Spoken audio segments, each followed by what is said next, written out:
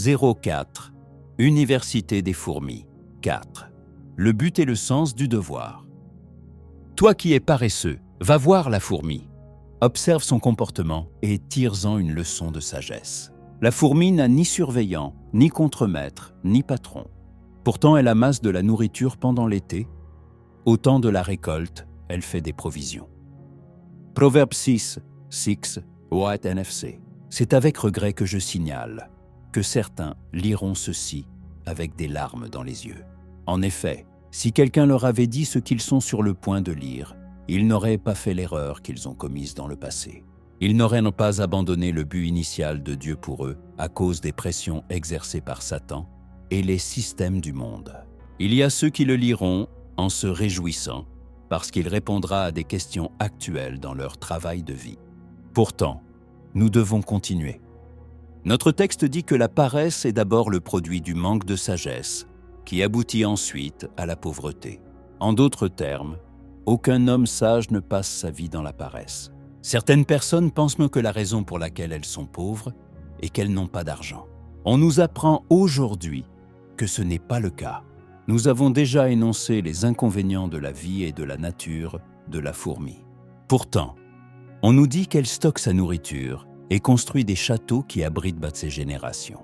Une chose que le puissant lion et l'aigle rapide ne sont pas capables de faire. Il est alors facile de comprendre pourquoi on nous dit de prendre note ou d'étudier les manières de la fourmi. Le sens du devoir. Enfant, je lisais l'histoire de la fourmi et de la sauterelle. Alors que la sauterelle voyait la saison d'abondance de nourriture comme une raison de profiter de plus de nourriture et de se reposer, la fourmi y voyait une raison d'emmagasiner la récolte. Après la saison d'abondance, le manque est apparu et chacun d'eux a dû faire face aux résultats de ses choix et de ses décisions. La fourmi a connu la paix et une abondance reposante, tandis que la sauterelle est morte en sautillant à la recherche de la nourriture qu'elle n'avait pas stockée pour la saison. Avez-vous vu des fourmis essayer de transporter de gros morceaux de nourriture ou un cafard mort? Je veux dire quelque chose de bien plus gros que sa taille. Pourquoi a-t-elle dû faire cela? Vu sa taille, elle ne serait pas capable de finir toute cette nourriture en quelques mois. En y réfléchissant, le fardeau et le stress n'étaient pas nécessaires à ce moment-là. La fourmi transportait ces choses en raison de leur utilité et de l'espace qu'elles allaient occuper avec le temps. Elle ne s'est pas d'abord demandé « Puis-je faire cela ?» Elle a demandé « Pourquoi devrais-je entreprendre cette tâche ?» Il n'a pas demandé « Combien cela me coûtera-t-il de réaliser ceci ?» mais plutôt « Pourquoi dois-je dépenser autant pour entreprendre ceci ?» Maintenant, écoutez-moi mon lecteur.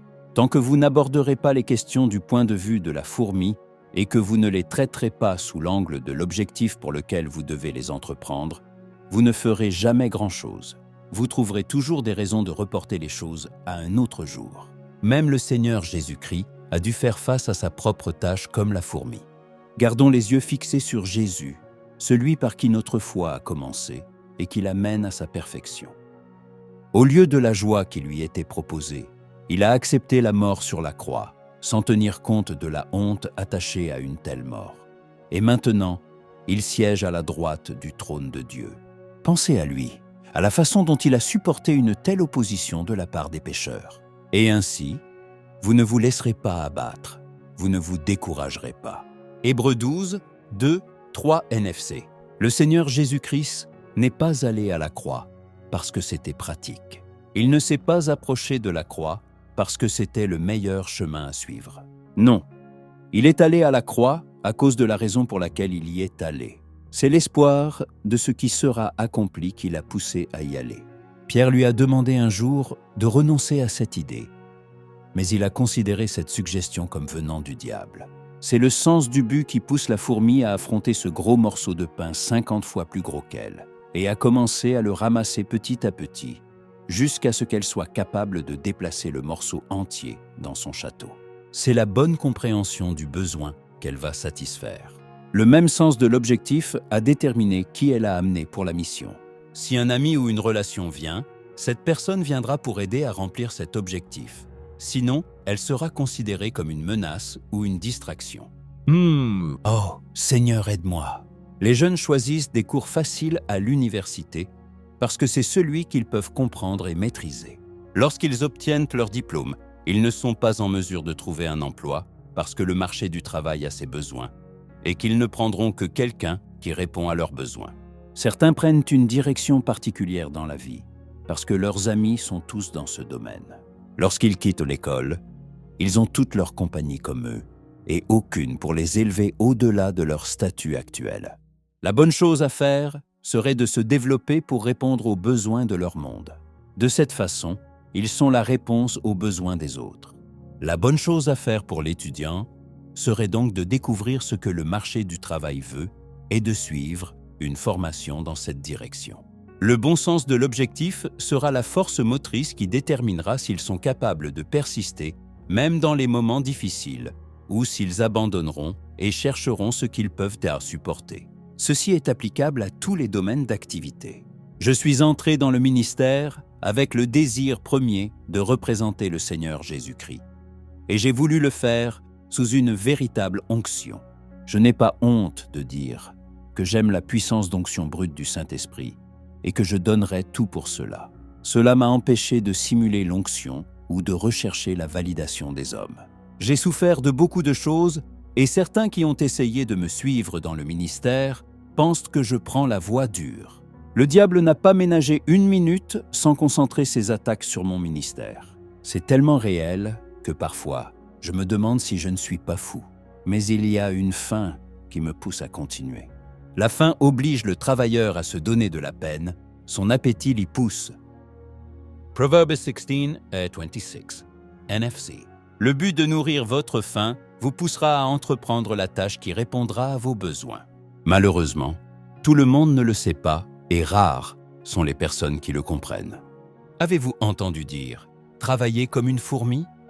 On entend par là qu'il faut travailler sans relâche. Travailler sans relâche est une erreur d'interprétation, car certaines personnes travaillent sans cesse et sans relâche à des choses qui ne répondent pas à un objectif à long terme, mais juste pour garder le corps et l'âme ensemble.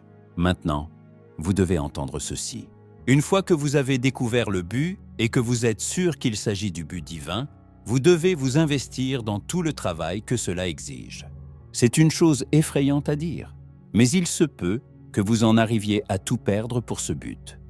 À un moment donné, quelqu'un peut même mourir. Je ne prie pas pour que votre cas soit ainsi, mais je dois mettre quelque chose devant vous. Une vie sacrifiée à la poursuite d'un objectif divin n'est pas une vie perdue. Lorsque quelqu'un se concentre sur un but et meurt dans le processus, il a posé une fondation solide pour les autres, qui viendront après lui parce qu'ils savent à quoi il travaillait. Savez-vous que le premier homme qui a essayé de construire un avion est mort en cours de route? Le premier homme qui a essayé de découvrir l'électricité est mort en cours de route. Le premier homme qui a essayé de traduire la Bible en anglais a été tué pour cela. Pourtant, toutes ces personnes ont sacrifié leur vie à de nobles objectifs sur lesquels d'autres se sont appuyés. Je suis issu de l'Église anglicane et je crois que j'aurais été parmi les candidats à la fonction d'évêque si j'étais devenu prêtre anglican. Mais j'ai reçu une révélation très claire que ma place n'était pas dans ce cadre. Plus de 2 églises pentecôtistes ont essayé de m'installer parmi elles. Un pasteur senior m'a dit que je souffrais trop et que je devais m'installer avec eux pour avoir un peu de réconfort. Je ne les ai pas repoussés parce que je n'étais pas d'accord avec eux. Je les ai repoussés parce que j'ai compris le but pour lequel le Seigneur s'est emparé de moi. Ce n'est pas que j'ai déjà obtenu tout cela ou que je sois déjà parfait, mais je m'efforce de saisir ce pourquoi Jésus-Christ m'a saisi. Frère, je ne me considère pas encore comme l'ayant saisi, mais il y a une chose que je sais.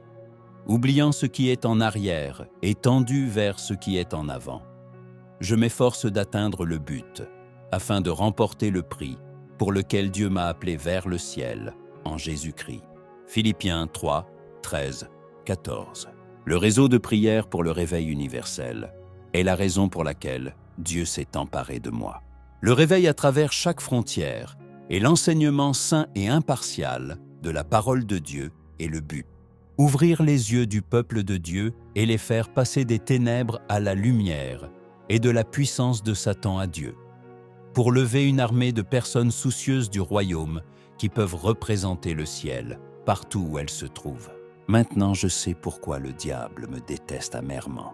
Il est nécessaire de dire que je n'aurais pas atteint le niveau d'impact mondial que j'ai aujourd'hui si j'étais confiné dans une dénomination particulière. Je n'aurais pas écrit plus de 40 livres et mon influence n'aurait pas traversé autant de dénominations et de pays que je le fais aujourd'hui. Je ne suis pas aussi riche que beaucoup de ceux qui sont restés en arrière, mais mon objectif doit être la force motrice. J'ai eu des difficultés avec les églises qui m'ont invité. Il s'agissait de frères honnêtes qui faisaient de leur mieux pour le Seigneur, mais ils travaillaient sur la base de ce qui est devenu la norme. Certains voulaient me briefer avant que je ne commence à prêcher. Peu d'entre eux ont été déçus quand j'ai dit non. Il y a quelque chose que je veux que le futur prédicateur prenne note ici. Si je dois prêcher, je dois apporter un message de Dieu. Le livre de l'Apocalypse a un message pour les pasteurs, les membres et le monde entier. Tout le monde devrait s'asseoir et écouter ce que Dieu a à dire. À la fin de certains de ses programmes, Dieu a fait de grandes choses, mais pas de la manière dont les hommes le voulaient. Certains ont été offensés, non pas parce que j'ai dit quelque chose de faux ou d'erroné, ou parce que je n'ai pas parlé de la véritable puissance du royaume, mais à cause de la manière dont le Seigneur l'a fait. Vous m'avez bien lu. C'est pourquoi le PNUR a décidé de planifier, de financer et d'organiser ses propres programmes. Cela a coûté plus cher, mais c'était conforme au but recherché, et nous sommes prêts à y mettre du nôtre. Cela rend le travail plus difficile, mais c'est conforme à l'objectif. La fourmi s'est déplacée et a travaillé en fonction de l'objectif. Nous sommes toujours à l'Université des fourmis. À suivre, Emma ton frère, penurnigeria@gmail.com.